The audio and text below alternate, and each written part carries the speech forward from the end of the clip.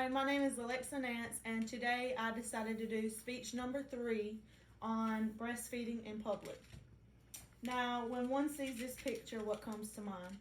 Well, if you're anything like me, you're thinking, oh my gosh, look at the cute little puppies, You're not thinking that this mother is feeding all 10 of her children. Now, you see this, but what comes to mind when you see something like this? Now, to me, I see something similar. I see a mother doing what is very best for her child, for its health, and overall her health too. Now, following this picture in 2012, they received a bunch of criticism for taking this picture in public. Alright, I hope to help gain the respect of nursing mothers by first addressing the argument that breastfeeding is not sexual. And secondly, we will look at the numerous benefits of breastfeeding to both the mother and child, all in hopes that you will come to the conclusion that breastfeeding is something that simply is that nature intended to happen for all children. So let me start off by addressing the sexual connotation that comes along with breastfeeding. Dick Waller in 1995, and I quote, "In most cultures around the world, breasts hold no sexual connotations for either men or women. Sexual behavior does not involve the breasts, which are perceived as existing for the sole purpose of feeding children." Now, if more women nurse their children in public, the society would become desensitized to the matter of breastfeeding. Similar to the trends of the bikini and the bathing suit, which when it first was invented, it was outlawed. And now people walk around in their bikinis with no second thoughts of criticism or per se hate mail and stuff like that. Not breastfeeding in public is counterproductive, making it seem like a big deal when in reality it's only natural. Many may also argue that if nursing is a natural thing, then sex is too. So why don't people just have sex everywhere? Well, there is a key difference between the two. There is no physical need to have sex at a given time. But when a woman is nursing her child, if she stops nursing altogether, for some time she runs the risk of her milk drying up and her breasts becoming engorged and other health-related issues.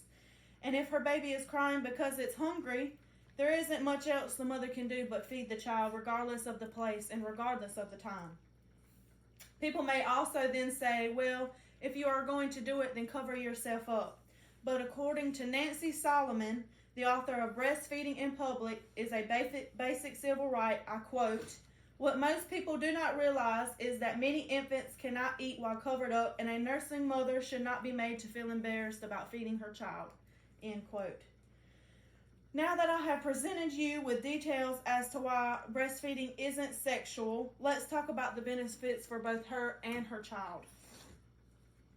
Many people don't know that breastfeeding has benefits for not only the child, but for the mother as well.